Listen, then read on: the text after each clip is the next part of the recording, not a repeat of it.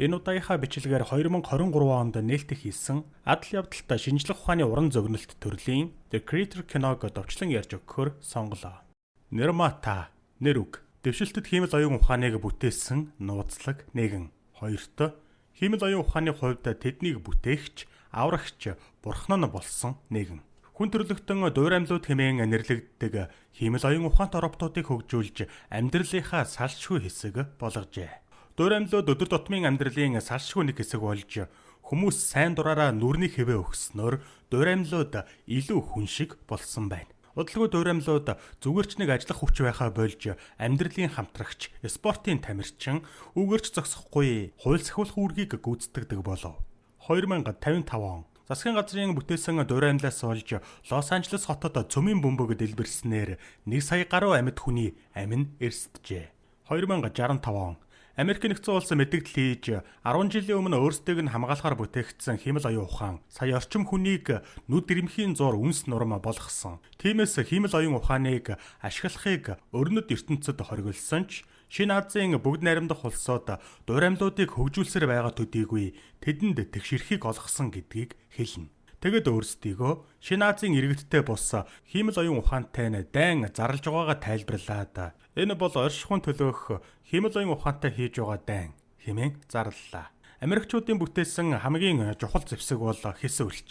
Хэсвэлч дуураймлуудыг тэнгэрээс хайж уул мөрийг нь илрүүлмэгцээ шууд пуужингаар устгах зорилт бүхий аврах том сансрын станц юм. Тэдний армийн гол зорилго бол Шинэ Азад орогнож буй хиймэл оюун ухааны дэвшлийн ард байгаа удирдагч эрдэмтэн болох Нэрматаг олох. Конан Шинэ Аз 2065 он. Хэсвэлч тэнгэрээс тухайн бүсийг шалгаж байх хооронд Америк цэргүүд эрэг дээр гарч ирэв. Энэ үед ойролцоох газартаа Жошуа өвөрмөц шивэстэй жирэмсэн эхнэр Маятайгаа хамт гэртээ ирээдүйд төрөх хүүхдийнхээ талаар ярилцсан аз жаргалтайгаар хэвтэн. Гэнэт тэд чимээ сонсож Жошуа өөрийн робот хөл гарыг зүүн доошоо буухад түүний дуураймл найзууд орж ирэх нь тэр. Харун гихч дуураймлаар удирдуулсан дуураймлын бүлэг Дрюнертэй Америк цэргийг барьж авчирсан байлаа. Дуураймл Дрюг яриулахын тулд хэдэн удаа хүчтэй зогсоход Дрю ам нээсэнгүй харин хэсүүлж ойрцоор. Улмаар дуураймлууд шинэ нуугдах газар олох цаг болсон гээд Маяг ачаага баглах хооронд завинуудаа бэлтгэхэр яарвчлана. Мая дээшээ гарч Жошуа Дрютэй хоёулахнаа үлдмэгцээ. Тэрээр Дрюг өөрт нь хугацаа өгсөнгүй хэмээн буруутгав. Энэ үед Жошуа нууц даалгавар биелүүлж байгаа Америкийн тагнуулч бөгөөд Нэрматагийн охин Маятай гэрэлсэн гэдэг нь тодорхой болно. Америк цэргүүд болон дуураймлуудын хооронд буудалцаан болж байхад Жошуа Дрюгийн станцыг нь авч багийнханд Нэрмата энд байхгүй. Өөрийгөө нууц ажиллагаа явуулж байгаа тул дайралтаа зогсоо хэмээн шаардна. Түүний хэлснийг Мая санамсаргүй сонсож тэрээр Жошуаг амлсан ёсороо даалгавраа орхиогүй гэдгийг мэдээд түүн рүү буу тулгах ба удалгүй Мая гарч явхад цэргүүд Жошуаг барьж ав. Мая гүйсээр завин дээрх дуураймлуудтай нэгтгэхэд хэсүүлч пуужинтснаар Жошуагийн нүдэн дээр бүх цайв сөнөх нь тэр. Та өөрийн бизнесээ Facebook-ийн хуудасаар төсөөлөн өдөр шөнөгүй чадласаар байгаа юм биш үү? Тэгвэл та зочил платформонд нэгдснээр хэрэглэгчээс төлбөр тооцоо авах, хүргэлтийн хаяг авах, зээлийн үйлчилгээ санал болгох гэх мэтчлэн маш олон зүйлсийг автоматжуулах бүрэн боломжтой. Та 72 77 87 87 дугаарт холбогдож дэлгэрэнгүй мэдээлэл аван өөрт тохирох хувилбарыг санал болгуулаарай. Та хүүдүү урилгын кодыг ашиглан 10% хөнгөлөлт эдлэн зочлын шинэ харилцагч болоорой. Купон код ашиглах холбоос болон зочлын Facebook хуудасны холбоосыг энэхүү бичлэгийн тайлбар хэсэгт орууллаа. Таны бизнест амжилт хүсье. 5 жилийн дараа Жошуа Америкт эргэн ирсэн байх ба энгийн иргэний хуваар амьдарч байв. Тэрээр сэтгэл гутралын эсрэг маш их юм ууж, эмчид тогтмол үзүүлдэг ба эмч түүний өгч буй хариулт үнэн худал эсхийг төхөөрөмж ашиглан хянана. Эмч түүнээс Нэрматагийн байршлын талаар хэлэхцүүл байгаа эсхийг асуухад Жошуа хэлэх шин зүйл алга гэхэд төхөөрөмж үнэн гэж заана. Жошуа Лос Анжелесийн тэг бүсэд цэвэрлэгээний багт ажилладаг ба тэрээр ажлын хамтрагчтайгаа амьд робот олов. Роботын гар хөлн татганаж хамт байсан хүүхдээ асууж түүнд тусламж нь хэрэгтэй хэмээн нэрээр нь дуудахад Жошуа роботыг унтраалаа. Энэ үед хамтрагч нь зочирдож роботыг яг л жинхэнэ хүн шиг байсан хэмээн гайхахад Жошуа тэд жинхэнэ биш юу ч мэдэрдэггүй програмчлагдсан хэмээн түүнийг тайвшруулав. Ингээд тэд олсон бүх роботуудыг устгалд оруулна. Хэсэг хугацааны дараа Жошуа гэртээ байхдаа Маягийн бичлэгийг үзэж тэр түүнд робот гар хийж өгч байсан үеийг дурсав. Тухайн үед Жошуа Лос Анжелест цөмийн зэвсэг дэлбэрэх үед гар хөлөө алдсан ба бас ах эцэг эхийгээ алдснаа Маяд дурдж байжээ. Дараа нь Жошуаг усан санд сэлж байхад генерал Эндрюс хурандаа хоовлнараа түүнтэй уулзаж даалгаварт нь туслахыг Жошуагаас хүслээ. Тэд Нермата хэсүүлчийг устгах чадвартай AU гэх супер зэвсэг бүтээсэн. Тиймээс AU-ыг устгахгүй бол 10 жилийн хугацаанд бүтээсэн хэсүүлчгүйгээр Америкчууд өөрсдөө ялагдаж үгүй болно гэв. Жошуа лабораторийн зохион байгуулалтыг нь мэддэг цорын ганц хүн тул түүнийг супер зэвсгийг устгах багийг удирдна гэдгийг тайлбарлана. Гэтэл Жошуа татгалзаж 5 жилийн өмнө өөрийгөө Нерматаг хөнөөхөд маш ойрхон байхад хэсүүлчээрээ пуужин хайж даалгаврыг нь сүйрүүлсэн. Бас эхнэр хүүхдийг нь хөнөөсөн гэж хариуллаа. Энэ үед Хоовл Мая одоо ч амьд байгааг супер зэвсэг дээр хамтран ажиллаж байгааг нотлох холограм бичлэг үзүүлснээр Жошуа шуутхан л бодлоо өөрчлөв. Шөнө Жошуа Хоовлын багтай нэгдэж шинэ Аз руу нислээ. Хэсүүлч тухайн газрыг шалгасны дараа багийнхан газардаж Жошуа тэднийг лабораторийн зүг дагуулan явсаар эцэст нь тэд лаборатори дээр тосгон барьсныг олж мэднэ. Улмар цэргүүд довтлохоор шийдэж нутгийн иргэдэг байцаан тэднийг өвдөгс өгдүүлэн бууга чиглүүлв. Макбрайд нэг охины гүлгийг авч толгойд нь буу тулган сүрдүүлснээр бяцхан охин айсандаа уйлж гараа дахлын ширээний зүгт сунгалаа. Үүнийг анзаарсан Жошуа нэгэн баримлыг эргүүлэхэд лаборатори руу нэвтрэх гарц нээгдэх нь тэр. Макбрайд Брэдбюри хоёрыг гадаа хамгаалалтанд үлдэж бусд нь лаборатори руу нэвтрэн урт хонглоор явсаар хэсэг техникчдийг буудаж хөнөв. Жошуа хамгаалалтын камерыг шалгаж Майк хайж эхлэнэ. Багийнхан цааш явж эрдэмтдийг буудан хөнөх ба энэ үед бусад ажилчид сум нэвтрдэггүй хаалгаар өөрсдийгөө тусгаарлаа. Жошуа хаалганы түгжээ нүур таньдаг гэж хэлснээр нэгэн цэрэг үхсэн ажилтны нүрийг нь ашиглахаар хутгаа гаргаж ирэв. Энэ хооронд гадаа байгаа Брэдбюри цагдаа нар ирж байгааг анзаарч тэрээр пуужиндах тушаал төхөөрөмжөндөө өгөөд дойрмол цагдаа нар ирэхэд бууж өгч байгаа дүр эсхэн цаг хожиж тэднийг пуужиндан сөнөнө. Гэсэн ч дахин дойрмол цагдаа нар ирж түүн рүү гал нээснээр Брэдбюрид машиныхаа ард нуугдахаас өөр сонголт үлдсэнгүй. Багийнхан цаашаа лаборатори руу явсаар эцэст нь кодор нээх шаардлагатай хамгаалагдсан хэсэгт тулж ирлээ. Шиплэ Жошуа хоёр кодыг хакертахаар үлдэхэд бусд нь ирж байгаа хамгаалагчдтай тулалдахаар шийднэ. Гэсэн ч багийнхан хүмүүсээ алдаж эхэлснээр код хакертж байсан Шиплэ Жошуаг үлдээгээд бусаддаа туслахаар явна. Эцэст нь төхөөрөмж цоожиг хакертаж дуусснаар хаалга нээгдэж Жошуа дотгошоо орох ба удалгүй тэрээр хүүхэлдэйн кино үзэж буй бяцхан хүүхдийг олж харлаа. Жошуа дуураймал хүүхэд гэдгийг хараад өмнө нь хизээч дуураймал хүүхэд харж байгаагүй болохоор гайхах нь тэр. Энэ үед нэг эрдэмтэн Жошуаг буудаж гарцсан нээгээд хүүхдэд хандан Нермата дээр очё гэж хэлв. Дуураймал хүүхэд гарцаар дээшээ гарч анх удаага гадаад ертөнцийг гайхан харах ба эргэн тойронд нь буудалцсан үргэлжилсээр Жошуа охиныг дагаж зүгтааж буй эрдэмтдийн дундаас Маяг хайсан ч олсонгүй. Багийн үлдсэн гишүүд онгоц руугаа буцаж Хоовлд Шиплэ Жошуа хоёр зэвсгийг хайж байгаа. Хэсүүлч пуужин хаяхаас өмнө явах хэрэгтэй гэв. Гэсэн хэдий ч Хоовл 3 минутын дараа эргэж ирэхгүй бол надгүйгээр хөөрөөрэй гэж тушаагаад явлаа.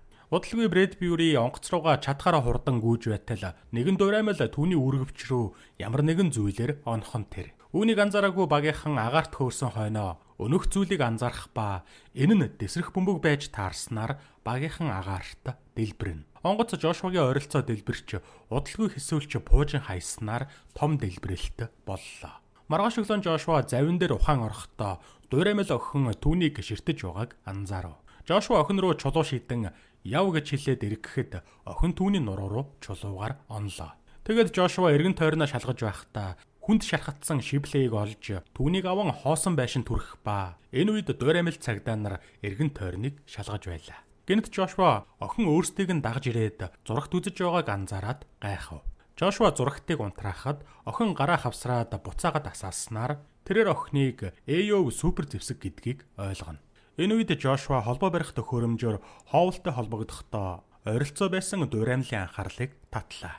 Жошуа Хоовлд охины талаар буюу хажууд нь зэвсэг байгааг хэлснээр Хоовл түүнд зэвсгийг хөнөө гэж тушаахтай зэрэгцэн тэдний холбоон дасарч Ховл цагдаа нарт бүслэгдэв. Ховлыг баривчилж машины ард оруулахад Макбрайд бас баригдсан байлаа. Жошуа охин руу буу чиглүүлэн хөнөх хэсэгтээ эргэлзэж байгаад охин Маягийн нуруунд ирэх шивэсийг зурсан байгааг хараад бууга доошлуулна. Гэтэл дуйрамил тариачин орж ирээд охиныг хараад таньж охинд Америк цэргийг хөнөөж түүнийг хамгаална гэдгээ хэлв.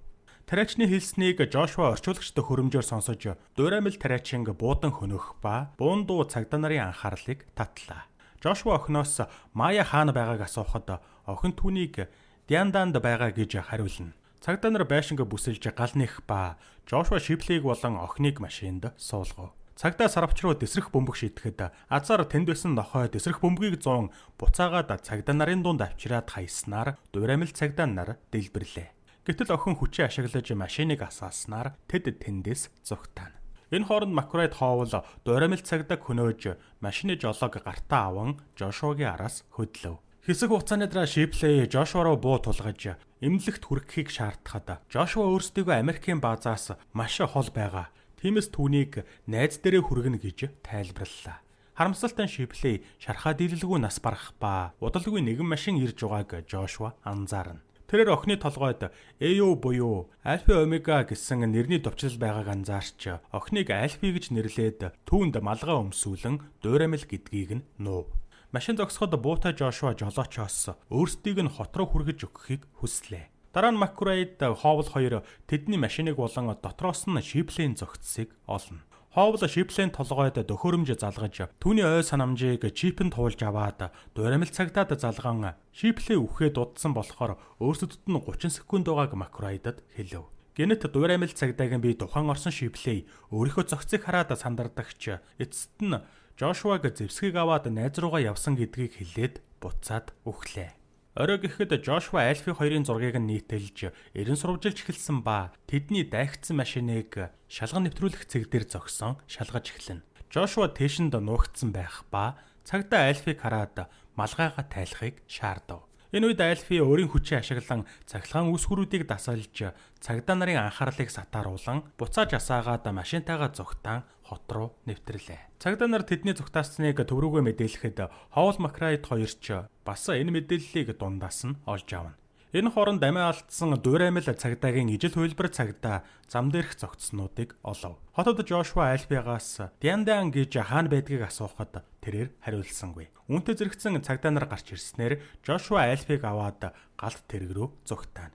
Ингэхдээ Жошуа Маятай адилхан эмэгтэйг олж хардагч тэр нь Маягийн царайтай дуйрамилууд байх нь тэр. Явж байхдаа Альфи Жошуагаас маш олон асуулт асуух ба Жошуа түүнд сайн хүмүүсэл Деважн руу явдаг хэмээн тайлбарлана. Харин өөрийгөө сайн хүн биш болохоор Деважн руу явж чадахгүй гэхэд Альфич бас өөрийгөө Деважн руу явж чадахгүй. Учир нь тэрээр өөрийгөө хүн биш гэж хариулв. Жошуа хэсэг зуур нойр авахдаа өмнө нь Дрю түүнийг тагнуулын ажилд томилохдоо Маятай гэрлэх даалгавар өгсөнийг бодлоо. Дрю түүнд сүүн бөгж өгч байршил заагчтай гэдгийг тайлбарлажээ. Оройн тэд галт тэрэгнээс буухад тэднийг эрен сурвалжилж байгаа зурагнууд хотын дэлгэцнүүд дээр цацагдсан байв. Улмаар тэднийг анзаарсан эрэгтэй цагдаа руу залгаж мэдээлэл өгнө. Жошуа Альфиг дагуулan найзтайгаа уулзахаар дуйрамил үйлдвэрлэдэг үйлдвэрлэлөө очих ба найз нь Дрю байж таарлаа. 5 жилийн өмнө халдлага болсон шөнийн дараа Дрю бодлоо өөрчилж одоо хиймэл оюун ухааныг дэмжигч болоод Ками нэртэй дуйрамилтай болзох болжээ.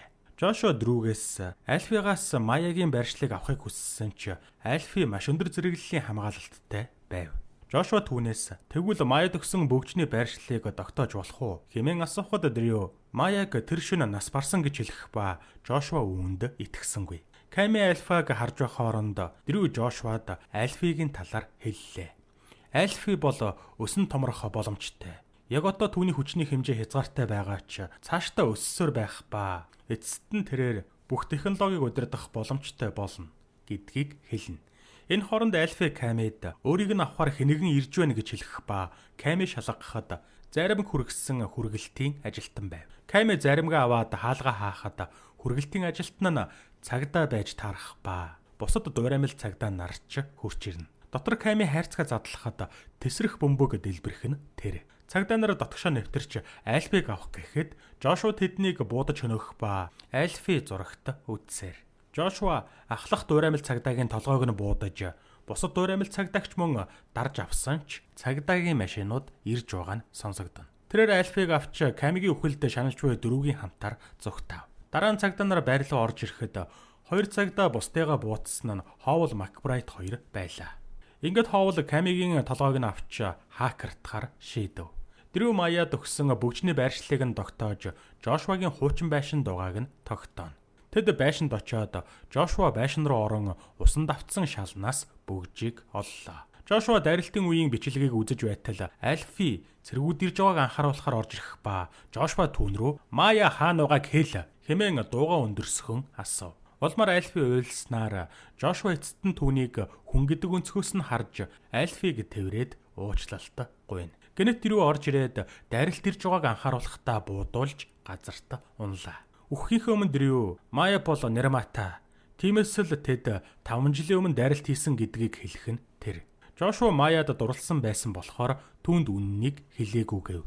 Жошуа Альфитэй зүгтаахыг оролцсон ч тэрээр харуунаар ахлуулсан дуураймлуудад бүслэгдэж түүнийг ухаалдуулна. Шөнө Жошуа Маятай уушин газарт таарсан үе болон Маягийн ярьсан зүйлсийг зүүдэллээ. Түүний аав Маяд химэл оюун ухааны талаар заасан ч дан эхэлсний дараа аав нь зүгтаах шаардлагатай болсноор Маяг дуураймлууд хүн шиг хайраар өсгөжээ. Маргааш нь Жошуа завны тооронд сэрнэ.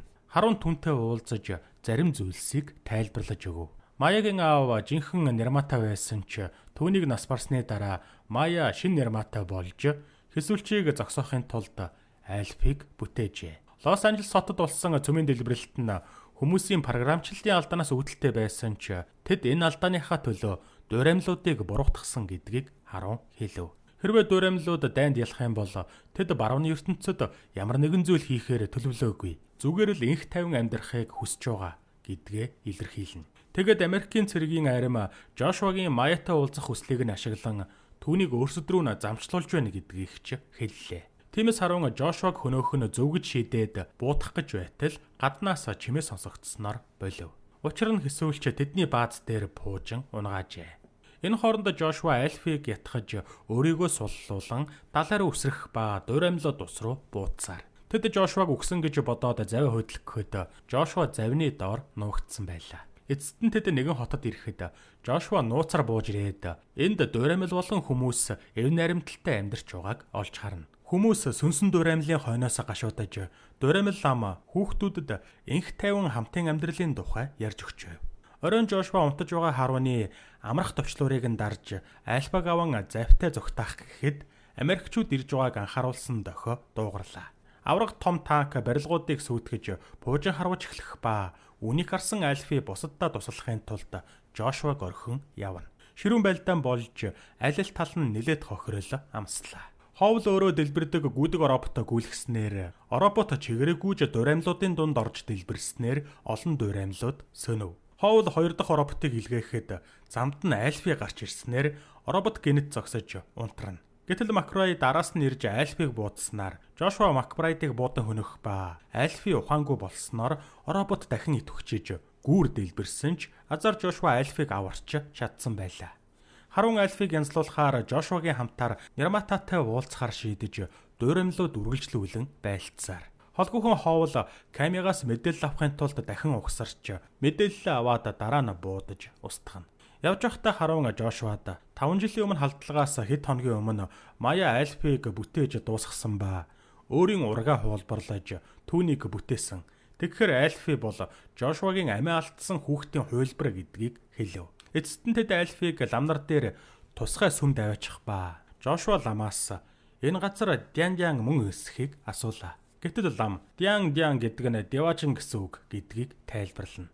Сэтгэлээр унсан Жошуа сүм рүү орж Маягийн хажууд хэвтэж буй Альфиг олж харах ба Мая төхөөрөмжөнд холбогдсон байв. Өөр нэг лам Мая дайралтад өртснөөсөө хойш 5 жилийн турш ийм байдалтай байсан ч тэр үнэндээ амьд биш. Төхөөрөмж зүгээр л биеийг нь ажиллагаатай байлгаж байгаа гэж тайлбарллаа. Дуураймлууд Нерматаг гэмтэх эрхгүй болохоор төхөөрөмжийг салгаагүй тул Жошуад төхөөрөмжийг салгах шийдвэрийг даатгана. Жошуа бүх зүйлд уучлалт гуйгаад төхөөрөмжийг унтрав.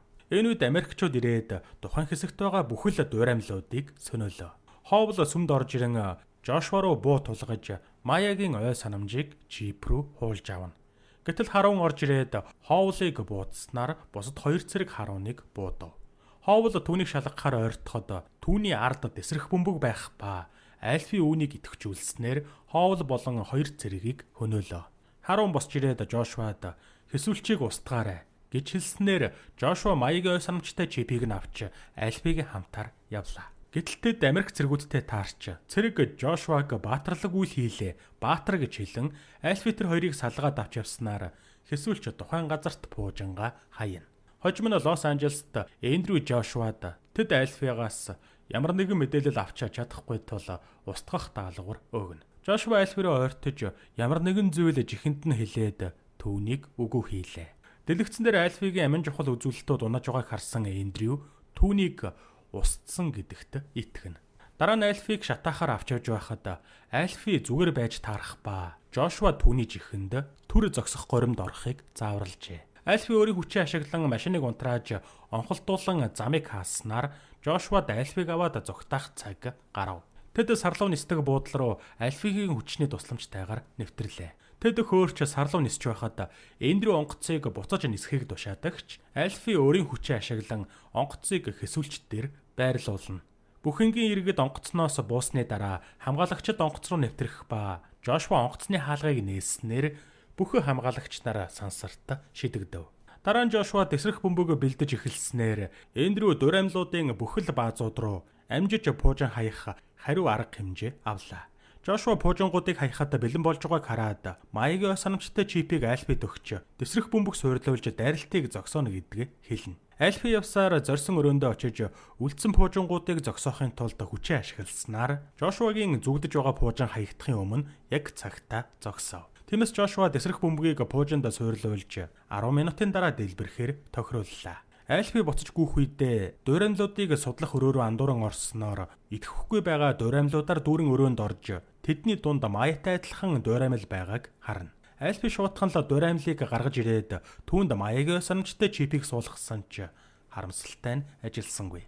Энэ хооронд хэд хэдэн пуужин хэд хэдэн дурамлуудын досгоныг сүрүүлв. Жошуагийн хувцсны хүчил төрөгч нь дуусахад Альфи ирээд түүнийг агаар жололттой өрөөнд авчирч дараа нь ослын буртахыг бэлдэнэ. Уралсан Эндрю сүүлчийн зэвсгээ ашиглахаар шийдснээр аврах том 8-алжин робот Альфиг барьж авлаа. Улмаар Жошуа ослын буртганы хаалгыг хаахад 8-алжин роботны тэмтрүүлэн дасарч Альфи аюулгүй болов. Эндрю дараагийн том дайралтанд бэлдэж байхад 8-алжин робот Жошуаг барих ба Альфи хүчээ ашигласнаар робот Жошуаг тавиад унана. Дайралтын үеэр ослын буртганы хаалга эвдэрсэн тул тэд хаалгыг нээх гэж хичээж байхад дэсрэх бөмбөг дэлбэрч эхэллээ. Хэсүүлч дэлбэрч эхэлснээр Эндрюгийн хайсан пуужингууд идэхгүйгээр газарт унаж дэлбэрсэнгүй. Цаг үлдээгүй тул Жошуа Альфид деваачнд уулзцгаая гэж хэлээд ослын буртгыг чөлөөлнө. Эцэст нь Жошуа эцсийн мөчөө хүлээж байхад Маягийн ой санамжийн чиптэй дурамл ажиллагаанд орж тэд нэг нэгнээ тэрэн үнсгтэй зэрэгцсэн хэсүүлч бүр мөсөн дэлбэрлээ. Альфигийн ослын буртаага дэлхий дээр аюулгүй газардаж харин эрх чөлөөтэй болсон бүхэл дурамлууд баяраа тэмдэглэж байгаагаар кино төгсдөг.